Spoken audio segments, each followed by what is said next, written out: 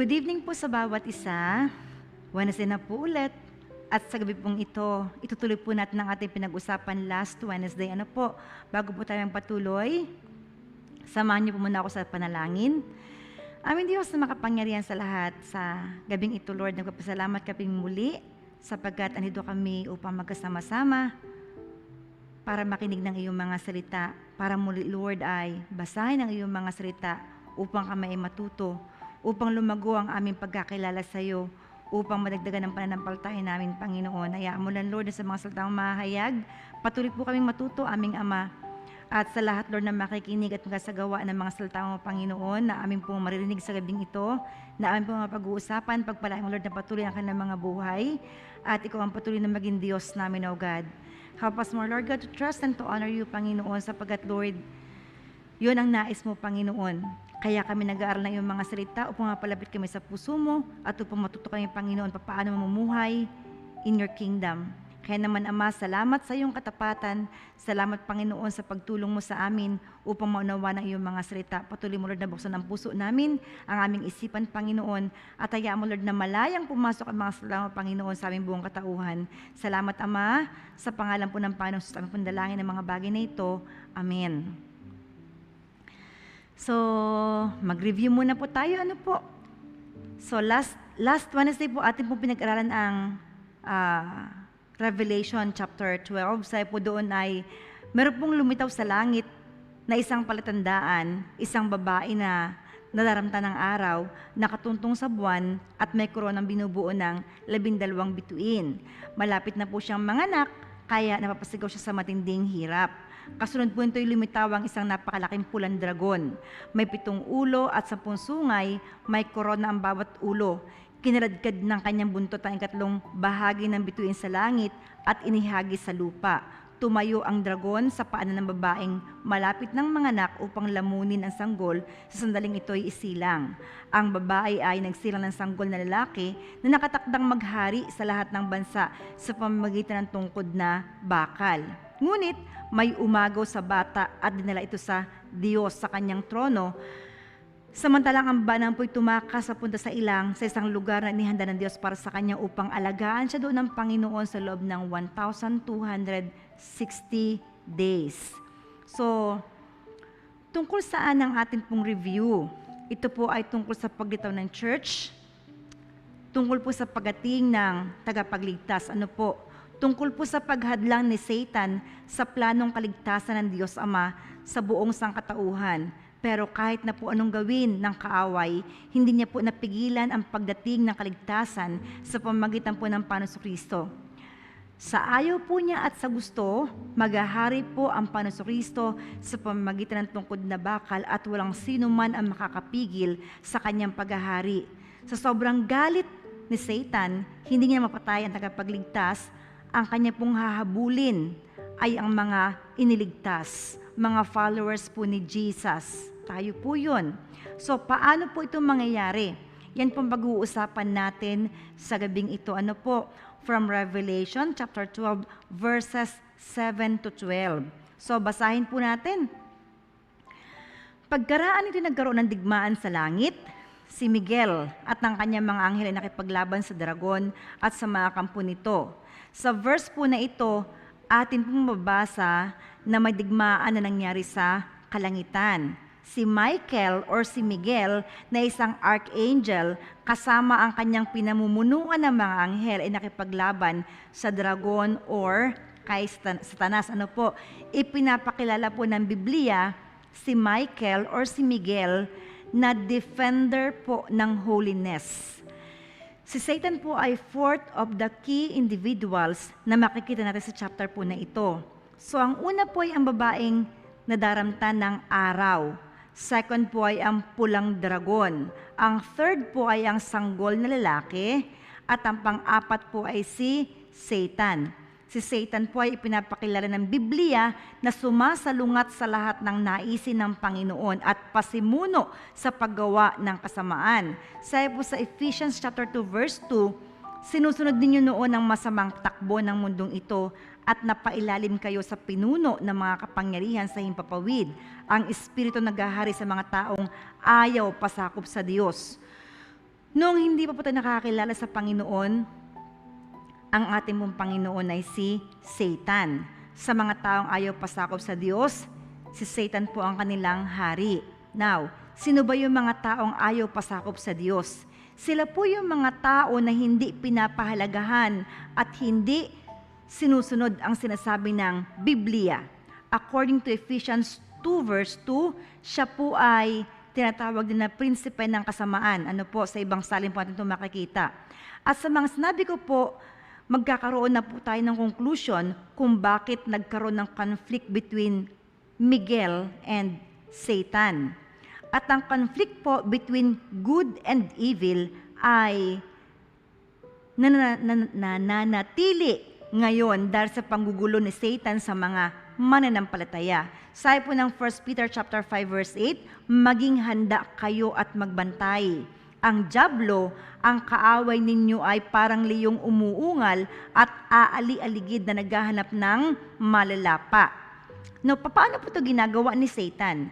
Sa pamagitan po ng trials and temptations, sinusubukan niya po ang mga mananampalataya para maging ineffective spiritually. Ibig pong sabihin, para wala tayong magawa sa kingdom of God, lilituhin niya po tayo. Ipapakita niya po na wala tayong pag-asa. Papanghinain niya po ang ating kalooban. Sabi nga po ni Pablo sa 2 Corinthians 12 verse 7, ngunit upang hindi ako magyabang sa dami ng kamanghamanghang mga bagay na nasaksihan ko, ako'y binigyan ng pahirap sa aking katawan na nagsisilbing sugo ni Satanas upang pahirapan ako at nang sa gayoy hindi ako maging palalo. May mga pagkakataon po na nagkakasakit tayo, ang mga gusto natin ay hindi natin nakukuha o hindi po ibinibigay ng Panginoon. Bakit? Para manatili po tayong mapagpakumbaba, para tayo po'y umasa sa Panginoon, para humingi po tayo ng tulong sa ating Panginoon.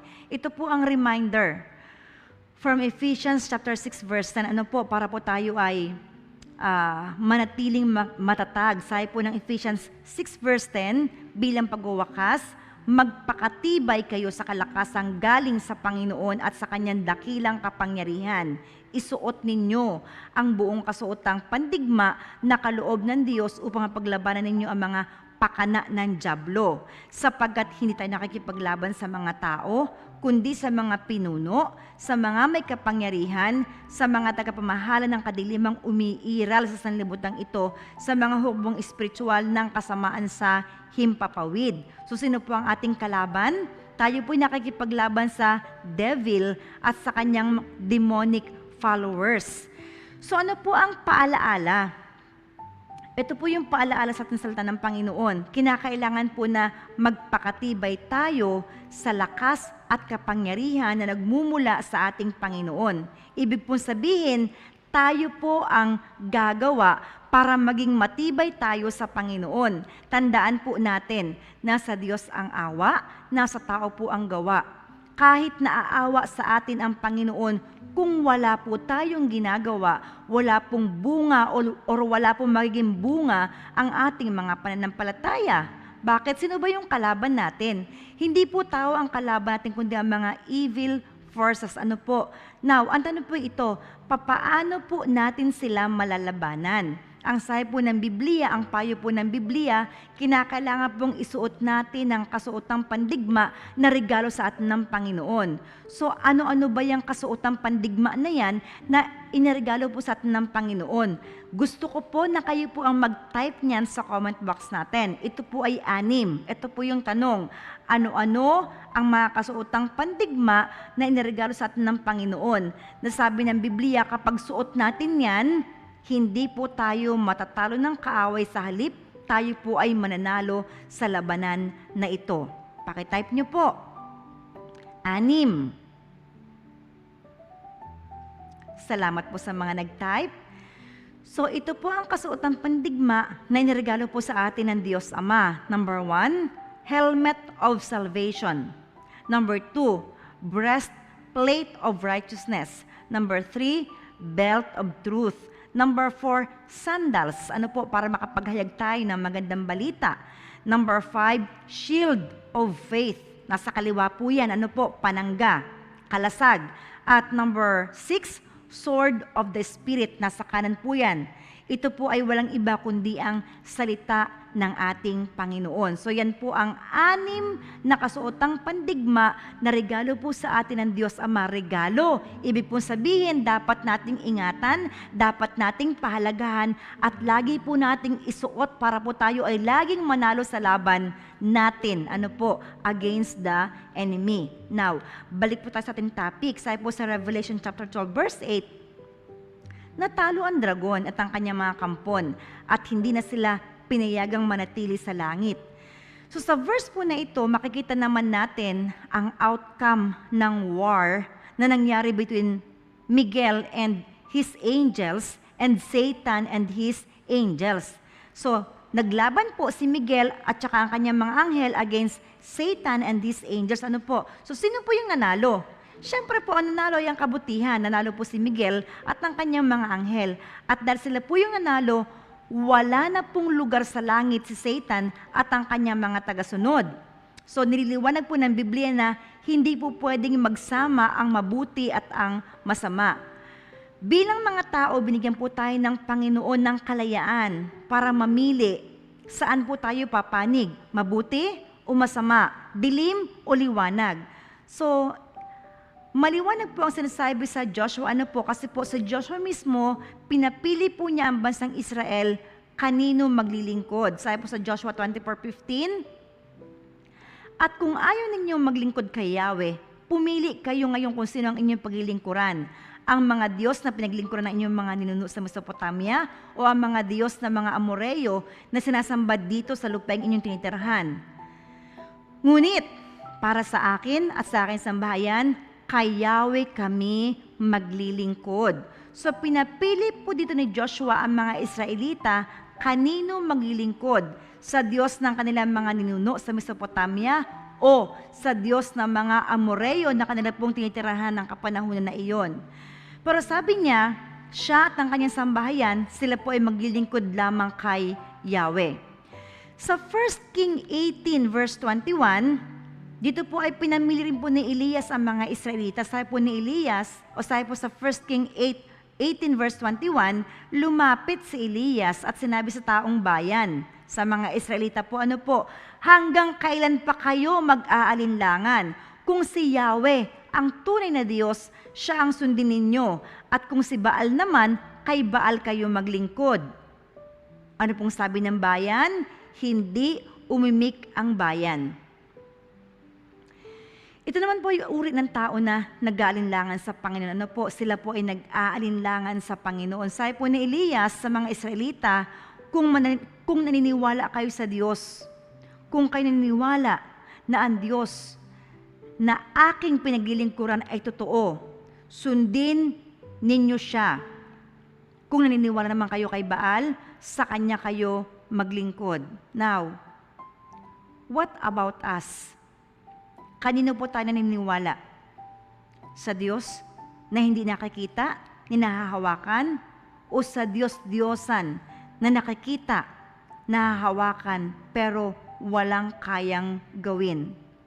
Tayo po kasi mga tao, madali tayo magtiwala kapag nakakausap natin, nakikita natin, nahahawakan natin, diba? Kaya nga po, tayong mga mananampalataya, tayo po ay nabubuhay sa pananampalataya dahil ang ating pong paniniwala ay kabaliktaran ng mundo. Ang mundo, sila po naniniwala sa mga Diyos na kanilang nahahawakan at kanilang nakikita, samantalang tayo, ang ating pong Diyos ay hindi nakikita at hindi nahahawakan, pero siya po ay ating nararamdaman. Amen. Ating nakikita ang kanyang dakilang gawa. Okay? Sabi po sa 2 Corinthians 6:14, huwag kayong makisama sa mga di sumasampalataya na para bang kapareho ninyo sila. Maaari ba magsama ang katuwiran at ang kalikuan o kaya'y ang liwanag at ang kadiliman? Hindi po pwedeng magsama ang mananampalataya at hindi mananampalataya. So ang sinasabi po ni Pablo dyan ay ang pagkakaroon ng boyfriend or girlfriend na hindi po mananampalataya. Minsan nga kahit sa magkaibigan, nagkakaroon po ng problema, 'di ba? Lalo na po sa mga mag-asawa na hindi mananampalataya ang isa at ang isa ay mananampalataya. Magkakaroon po talaga ng friction. Dahil hindi po pwede magsama ang mabuti at ang masama, ang liwanag at ang kadiliman. Isa lang po ang pwedeng manaig, liwanag o kadiliman. At 'di ba, alam niyo ang ibig kong sabihin. Kapag gabi na at kailangan mo nang buksan yung ilaw, 'di ba? Kapag papasok ka at madilim, ang hirap maglakad, kakapa-kapa ka. Pero kapag nakapa mo na yung switch ng ilaw, 'di ba? Ang sarap sa pakiramdam. Nakakawala ng takot, nakakawala ng nerbiyos, nakakapagpagaan ng paghinga. Bakit? Sapagkat masarap pong manirahan sa isang maliwanag na lugar kaysa sa isang madilim na lugar. Okay? So, balik po tayo sa topic natin, Revelation 12, verse 9. Ang sabi po dito, itinapon ang napakalaking dragon, ang matandang ahas na tinatawag na Diablo at Satanas, na nandaraya sa buong sanlibutan. Itinapon siya sa lupa, kasama ang lahat ng kanyang mga kampon. Ang paniniwala po ng ibang mga Bible scholars, ang pagkakatapon po nito ni Satan from heaven ay ang unang rebellion na kanya pong ginawa sa Panginoon na sinasabi sa Ezekiel 28:14 hanggang sa mga sumusunod na talataan. So ano bang ginawa ni Satan? Bakit ba siya tinapon sa lupa? Bakit ba sobrang galit na galit sa kanya ang Panginoon at ang lahat ng mga tagalangit? Ito po ang sinasabi ng Ezekiel 28:14. Balikan po natin. Ano po? Kasi po nasabi ko na po sa inyo ito before. So, tayo po ay natututo through repetition. Kapag lagi mong naririnig, kahit hindi mo nababasa, at lagi mong naririnig, tayo po ay natututo at lumalago po ang ating pagkakilala sa Panginoon at lumalalim po ang ating pananampalataya. Kaya, paulit-ulit po nating pinapakinggan ang salita ng Panginoon para lumago ang ating pananampalataya. Amen. Sa Ezekiel 28:14, hanggang sa mga sumusunod na talataan, sabi po dito, kerubin. So ito po ay tumutukoy kay Satan ha. Kerubin, ang itinalaga ko magbabantay sa iyo, nasa itoktokan ng aking banal na bundok. Ang nilalakaran mo yung mga batong kumikinang. Ganun kaganda po ang nilalakaran ni Satan. Wala kang kapintasan mula pa ng isilang hanggang sa maisipan mong mamuhay sa kasamaan. Nang lumakas ang kalakal mo, natuto kang sumuway at namuhay sa kasalanan, kaya ipinagtabuyan ka mula sa aking banal na bundok. Pinalayas ka ng kerubin sa kintatayuan ng mga batong kumikinang. Naging palalo ka dahil sa iyong kagandahan. Ginamit mo sa kasamaan ng iyong karunungan para mapatatag ang iyong katayuan. Kaya ibinagsak kita sa lupa upang maging babala sa ibang mga bansa. So yan po yung panahon na nangarap si Satan na mahigitan ang Panginoon, kaya siya po ay itinapon sa lupa. Ano po? So pinarusahan po siya ng Panginoon dahil sa kanyang sobrang kapalaluan, dahil sa kanyang sobrang kayabangan. Kaya nga 'di ba, ang tao meron po siyang second chance kapag siya po ay nagkasala. Hindi lang po second chance, kundi maraming chances pong ibinibigay ang Panginoon sa tao.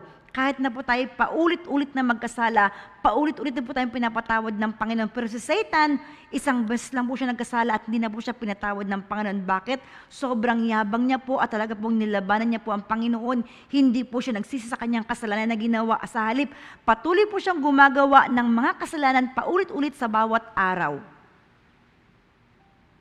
That's why, hindi po siya pinapatawad ng Panginoon. Kasi po wala pong puwang sa kanyang puso ang kapakumbabaan. Makikita po natin sa Word of God, ano po, si Satan, patuloy pa rin po siya na may access sa throne room ng Father.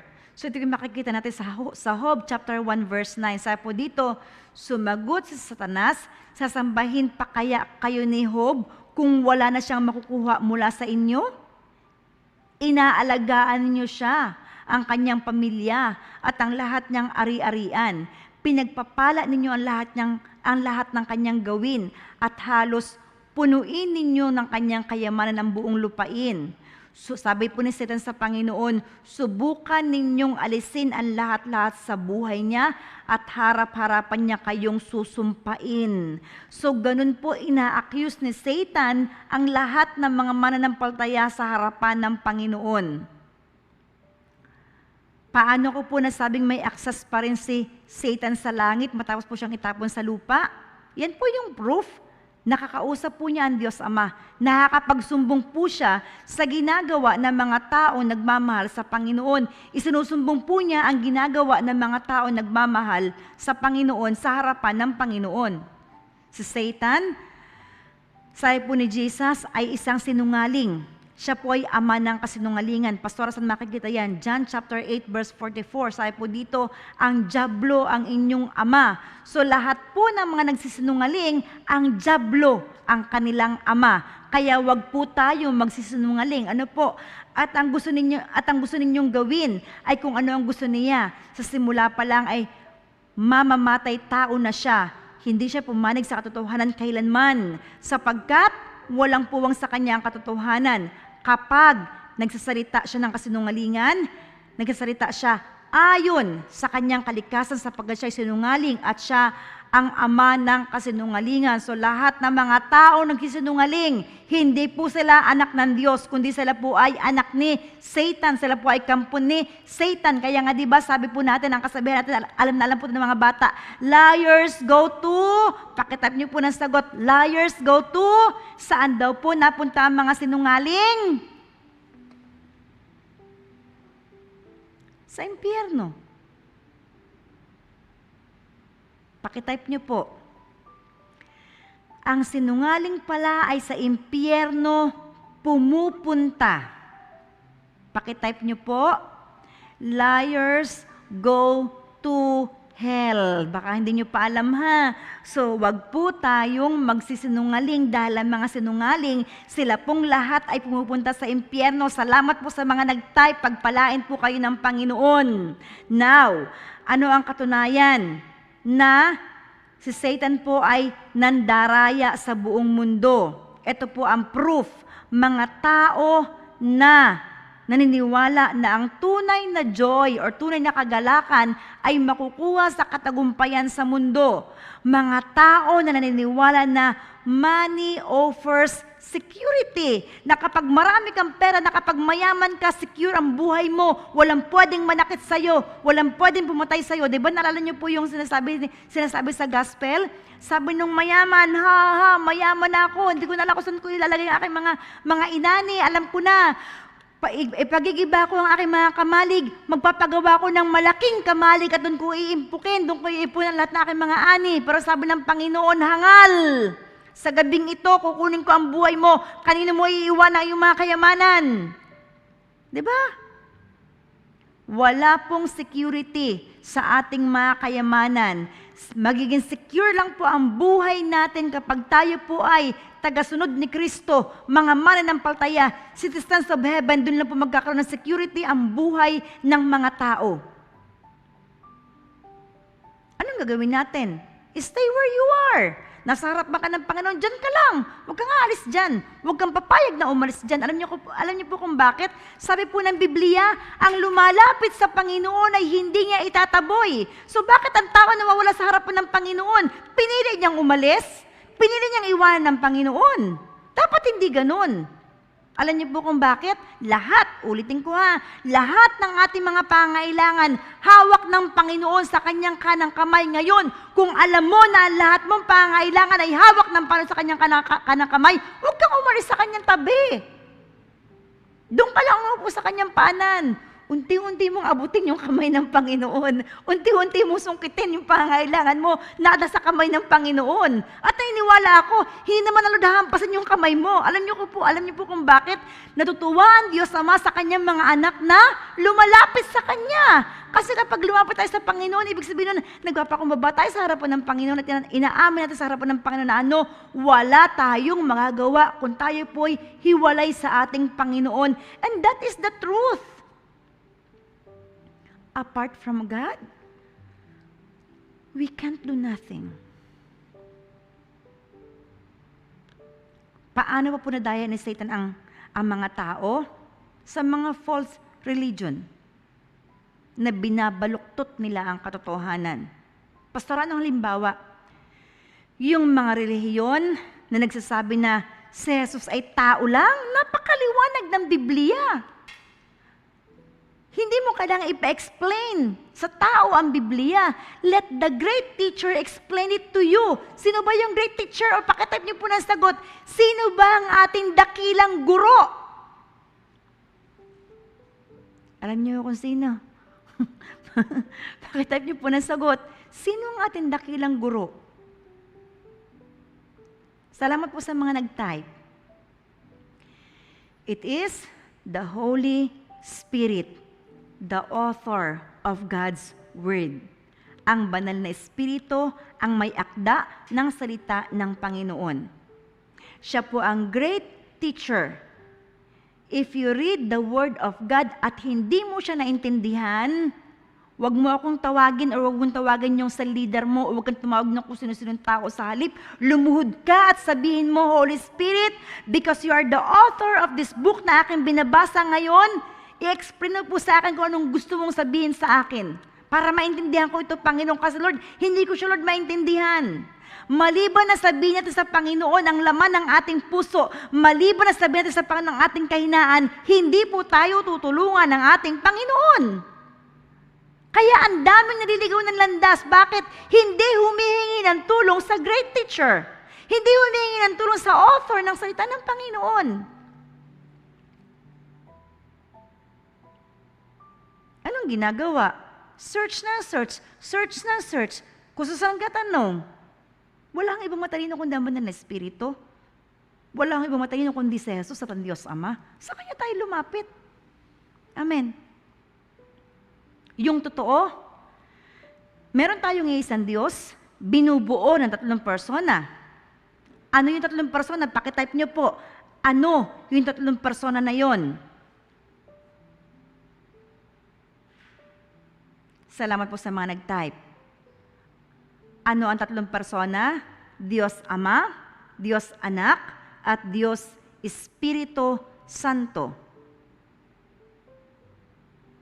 Alam niyo, nung kabataan ako, nung nangangarlaw, kasi nangangarlaw, kabataan pa ako eh. Alam niyo, tuwan-tuwa ako kapag tinatanong ako, kapag may mga nakakausap akong gano'n. Alam niyo po kung bakit napakadaling patunayan sa tulong ng banal na salita ng Panginoon na ano, meron tayong isang Diyos at tatlong persona. May mga relihiyon pa nagsasabi na wala si Jesus, wala ang banal na Espiritu, ang present lamang ang Diyos Ama. Hindi eh. As we read the Word of God, napakaliwanag. May Diyos Ama, may Diyos Anak, mayroon Diyos Espiritu Santo. Anong ginawa ng kaaway? Sila po ay nilinlang. Sila po ay niloko. Bakit? Nagpaloko sila. Kaya ano pong dapat natin gawin para po tayo hindi malinlang? Para hindi po tayo maloko? Abi, kinakailangan basahin ang salita ng Panginoon araw at gabi. Kaya kahit na mapuyat ka, basahin mo yan. Ano ba naman yung isang chapter a day, 2 chapters a day, nasa Lucas. So ngayon, pag nahahabaan ako sa Lucas, kapag ako yung gabas sa 2 chapter lang, 2 chapter, kasi medyo mahaba siya. Ano po? Pero pag binasa mo naman yung Psalm 150, Psalm 148, Psalm 149, Psalm 150, abi may ikli naman yun. Kailangan naman, makapito ka naman chapter. Ano po? Kapag may ikli, 7 chapter, 8 chapter, pero kapag mahaba po ng 2 hanggang 4 na chapters, ano po? Kinakailangan nating tutukan ang pagbabasa ng salita ng Panginoon para ano? Tayo po ay matuto, para po hindi tayo madaya ng kaaway. Alam niyo kung bakit? Napakaraming tao po na nadadaya ng kaaway. So yung mga sinabi ko po kanina, ilan po yun sa mga pandaraya ng kaaway na hindi po napagtagumpayan ng tao. Sabi po sa Revelation 12 verse 10, tuloy po natin, at narinig ko ang isang malakas na tinig mula sa langit na nagsasabi, dumating na ang pagliligtas ng Diyos, ipinamalas na niya ang kanyang lakas bilang hari. Ipinamalas na ni Kristo ang kanyang kapangyarihan, sapagkat itinapon na mula sa langit ang nagpaparatang sa mga kapatid natin araw at gabi sa harapan ng Diyos. So ano pong trabaho ni Satan? Paratangan po tayo sa harapan ng Diyos 24/7, araw at gabi. So kaya nang itapon si Satan sa lupa, ano po nangyari sa heaven? Nagkaroon po ng pagdiriwang sa langit sa pagkakatapon kay Satan at sa kanyang mga anghel sa mundo, isang malakas na tinig sa langit na nagsabi, pinalayas na sa langit ang umuusig sa mga mananampalataya araw at gabi. At ano po nangyari? Sa pagkakatapon po ni Satan sa langit, ito po ay nagbigay ng hudyat para po sa papalapit na paghahari ng Panginoong Kristo sa loob ng 1,000 taon. Sa mundo, malaya pa rin po ang kaaway. Kaya nga 'di ba, may patayan, may mga rapists, may mga corruptions, ano pa, may mga magnanakaw, may mga sinungaling sa mundong ito, walang pagmamahalan. Bakit? Andito po si Satan. Siya po ang Panginoon ng mundong ito, pero darating po ang time, kukunin na muli ng Panginoong Kristo ang paghahari sa mundong ito. At kasama niya po ang mga mananampalataya. At loobin po ng Panginoon, makasama po tayo ni Jesus sa panahon na yon. So, andito po si Satan sa mundong ito as of now, pero darating po ang panahon, itatapon po siya at tatalian sa walang hanggang kalaliman. Saan po ito makikita? Revelation 20 verse 1. Sabi po dito, pagkatapos ito nakita ko ang isang anghel na bumababa mula sa langit, hawak ang isang malaking kadena at ang susi na napakalalim na hukay. Sinunggaban niya ang dragon, ang matandang ahas na walang iba kundi ang Diablo o Satanas, at ginapos ito sa loob ng 1,000 years. Ito'y inihagis ng anghel sa napakalalim na hukay, saka isinara at tinatakan ang pinto nito upang hindi siya makapandaya pa sa mga bansa hanggat hindi natatapos ang 1,000 taon. Pagkatapos nito, ipapalayain siya sa loob ng maikling panahon. Kapag pinalaya na po si Satan sa loob ng maikling panahon, ano po ang kanyang gagawain? Ang kanya pong gagawain, mandadaya po siya ulit ng mga tao, kagaya po ng ginagawa niya sa ating kapanahunan. So ano po nangyari? Pagkatapos po, itatapon ng Panginoon si Satan sa eternal punishment. Saan po ito makikita? Sa Revelation 20 verse 7. Sabi po dito, pagkatapos ng 1,000 years, papalayain si Satan mula sa kanyang pagkabilanggo, lalabas siya at dadayain ang mga bansa mula sa 4 na sulok ng daigdig, ang Gog at Magog. Titipunin niya ang mga ito upang isama sa pakikipagdigma. Ang hukbong ito ay sindami ng buhangin sa tabing dagat. Ibig po sabihin ay hindi kayang bilangin ang mga tao na kakampi kay Satan. Revelation 20 verse 9, kumalat sila sa buong daigdig at pinaligiran ang kampo ng mga hinirang ng Diyos at ang pinakamamahal na lungsod, that is Jerusalem. Ngunit, umulan ng apoy mula sa langit at tinupok ang mga kampon ni Satanas. At ang Diablong nandaya sa kanila ay itinapon sa lawa ng apoy at asupre na pinagtapunan din sa halimaw at sa huwad na propeta. Pahihirapan sila doon araw at gabi, magpakailanman. So ano nangyari?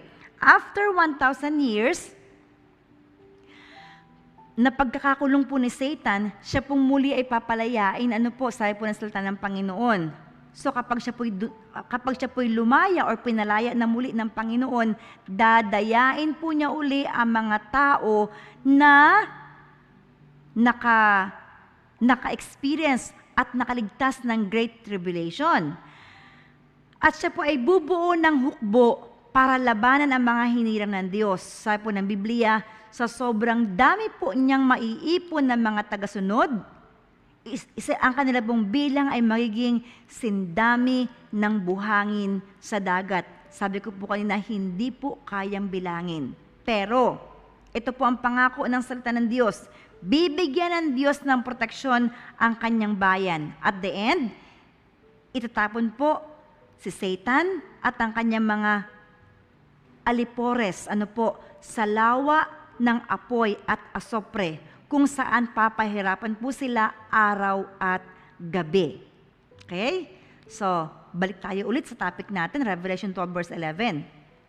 Ano nangyari? Nagtagumpay ang mga ito laban sa Diablo. Yun pong mga hinirang ng Diyos na sinugod ng dyablo at ng kanyang mga tagasunod, sila po ay nagtagumpay against Satan. Papaano?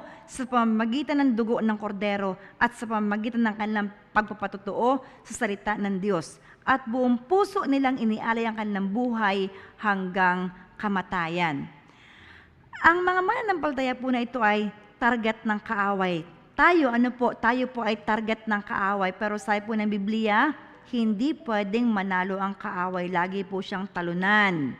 Bakit po tayo laging mananalo? Bakit po laging talunan ng kaaway? We will conquer because of the blood of the Lord Jesus. At na mga testimonies po na atin pong ikinikwento mga kabutihan at himala na ginagawa ng Panginoon sa ating mga buhay. Ang mga tao po na makakaligtas sa Great Tribulation, ang sabi po ng Biblia, hindi po nila minahal ang kanilang buhay. Sa panahon po ng Great Tribulation, marami raw pong mga mananampalataya ang magbibigay ng kanilang buhay para sa kanilang pananampalataya. Mga mananampalataya na niredeemed ng blood ni Jesus. Sabi po ng 1 Peter 1 verse 18, alam ninyo kung anong ipinantubos sa inyo sa walang kabuluhang pamumuhay na inyong minana sa inyong mga magulang. Tinubos kayo hindi sa pamamagitan ng mga bagay na nasisira tulad ng ginto o pilak, kundi sa pamamagitan ng mahalagang dugo ni Kristo. Siya'y tulad ng korderong walang dungis at kapintasan. At yan po ang nag-alis sa atin sa kingdom of darkness at ang naglagay po sa atin sa kingdom ni Jesus. Ano po ang naging dahilan para maligtas tayo? Ang makapangyarihang dugo ng ating Panginoong Jesucristo. Ang ating po mga testimonies ay may kapangyarihan din po upang matalo ang gawa ng kaaway. Bakit? Sa pamagitan po ng pagkukwento natin ng kabutihan na ginagawa ni Jesus sa buhay natin, napaparangalan po ang Panginoong Jesucristo, dahilan upang hindi makagalaw ang kaaway. Kapag atin pong pinaparangalan ng ating Panginoong Jesucristo, hindi po makagalaw ang kaaway. Kapag atin pong sinasabi ng ating labi ang ating pananampalataya kay Jesus, hindi po ang kaaway nakakagalaw sa kanyang kinakatayuan dahilan para matalo po natin siya. Sabi po ng Revelation 12 verse 12, kaya't magalak ang kalangitan at lahat ng naninirahan dyan. Ngunit kalagim-lagim ang daranasan ninyo, lupa at dagat, sapagkat ang matinding puot ng dyablo ay babagsak sa inyo. Alam niyang kaunting panahon na lamang ang nalalabi sa kanya. So ang pagkawala po ni Satan at ng kanyang mga anghel sa langit ay naging dahilan para magkaroon ng great celebration in heaven. Pero sabi po ng Biblia, kaawa-awa raw po ang mundo at ang dagat. Bakit? Dahil alam po ng kaaway ng kanyang oras ay maikli na lang. So alam niya na ikukulong siya at paparusahan, kaya gagawin niya po ang lahat at gagawa po siya ng mabilis para makagawa po siya ng matitinding kasamaan at makakuha pa ng mga tao na isasama niya sa kanyang kaparusahan. Kaya we must be aware of what we are doing every day. At sa panahon po ng Great Tribulation, alam po ni Satan na ang kanyang panahon ay 1,260 days lamang. So kung tatanungin niyo ako, Pastora, papaano nalaman ni Satan na ganun lang kaikling panahon ang kanyang gugugulin sa paggawa ng masama? Alam niyo po kung bakit? Dahil alam po niya ang Biblia. Satan knows very well the Word of God. Dahil sa old inhabitants, sa dating mundo, siya po ang tagapangaral doon. Kaya alam po ni Satan ang salita ng Panginoon at alam din po niya kung ano ang kanyang ending. Sa ating po nakakaalam ng salita ng Panginoon, dapat po tayong maging maingat sa pagsunod dahil mas matinding parusang ibibigay ng Panginoon sa mga taong alam ang salita ng Diyos pero hindi po sumusunod. Papaano ilalabas ni Satan ang kanyang puot? Sabi po ng Revelation 12:13, nang makita ng dragon na tinapon siya sa lupa, hinabol niya ang babaeng nagsilang ng sanggol na lalaki, ngunit ang babae ay binigyan ng 2 pakpak ng malaking agila upang makalipad papunta sa ilang. Doon siya aalagaan sa loob ng 3 taon at kalahati upang maligtas sa pananalakay ng ahas. Mula sa kanyang bibig, ang ahas ay naglabas ng tubig na parang ilog upang tangayin ang babae. Subalit tinulungan ng lupa ang babae. Bumuka ang lupa at hinigop ang tubig na nilabas ng dragon mula sa kanyang bibig. Sa galit ng dragon sa babae, binalingan niya ang nalalabing mga anak nito upang digmain. Ito ang mga taong sumusunod sa mga utos ng Diyos at nananatiling tapat sa pagpapatotoo kay Jesus. So, paano nilabas ni Satan ang kanyang puot?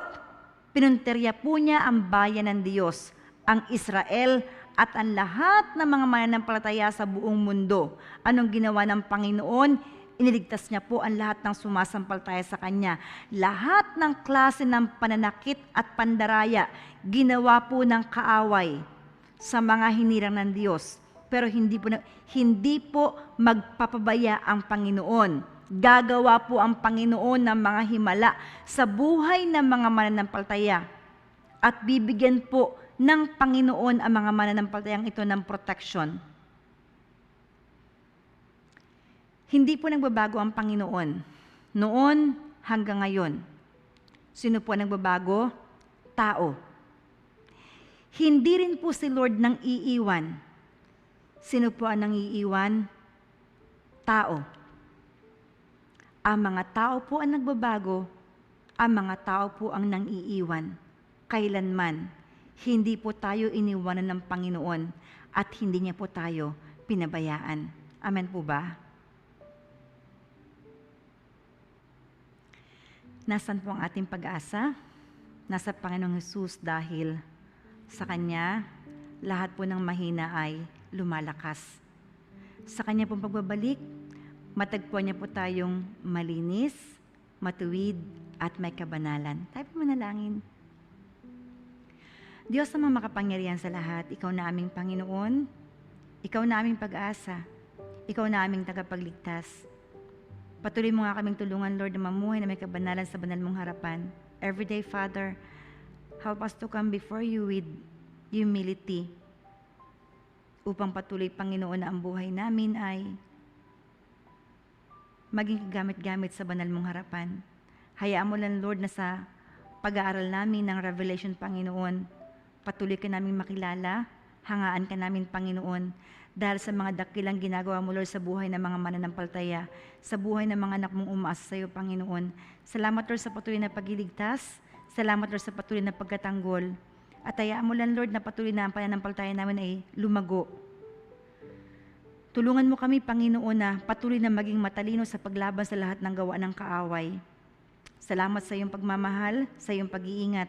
Salamat, Panginoon, kay Jesus at sa banal na Espiritu. Salamat din, Lord, sa iyong mga salita. Because of your word, O God, patuloy po kami nakapalapit sa puso mo. Patuloy kaming natututo, Panginoon, at patuloy po kami nagiging matalino. Hayaan mo lang, Lord, na ang aming puso sa bawat araw ay mapuno ng pag-asa. Lumapit kami sa iyo na may kapakumbabaan. Maglingkod kami sa iyo, Panginoon. At higit sa lahat, ipahayag namin ang iyong mga salita upang, Panginoon, kung marinig po ito ng mga tao, they can decide for themselves, Panginoon, saan po nila gustong pumunta, saan sila pupunta, Panginoon. Gamitin mo lang, Lord, ang church na ito sa pagpapalaganap ng iyong mga salita. Bigyan mo kami, Lord, ng humility upang patuloy kami, Lord, na makatagpo ng awa at ng habag sa banal mong harapan. Puspusin mo kami, Panginoon, ng karunungan at kaalaman nagmumula sa iyo. Puspusin mo kami, Panginoon, ng Santong Espiritu mo upang maipahayag namin, Lord, ang mga salita mo ng buong sikap at ng buong kaya, Panginoon. Mula sa maliliit na bata, Lord, hanggang sa matatanda, Panginoon, hayaan mo lang, Lord, na makita ng mga tao sa paligid namin na iba ang buhay namin, na iba ang focus namin, na ibang ginagawa namin, na iba ang pananampalataya namin, Panginoon. Hayaan mo lang, Lord, na maging living testimony kami, O God. Salamat, Lord. Punuin mo kami, Panginoon, ng pagmamahal na nagmumula sa iyo. Dagdagan mo, Lord, ng pananampalataya na mayroon kami. At ikaw ang patuloy na maging Diyos namin, Panginoon, sa lahat ng araw ng aming mga buhay. Thank you so much, Lord God. Patuloy po namin pinagpapala at niluluwalhati ang banal mong pangalan, Panginoon. Hayaan mo lang na hangaan ka namin, O God. Thank you, Father. In Jesus' mighty name, we pray. Amen.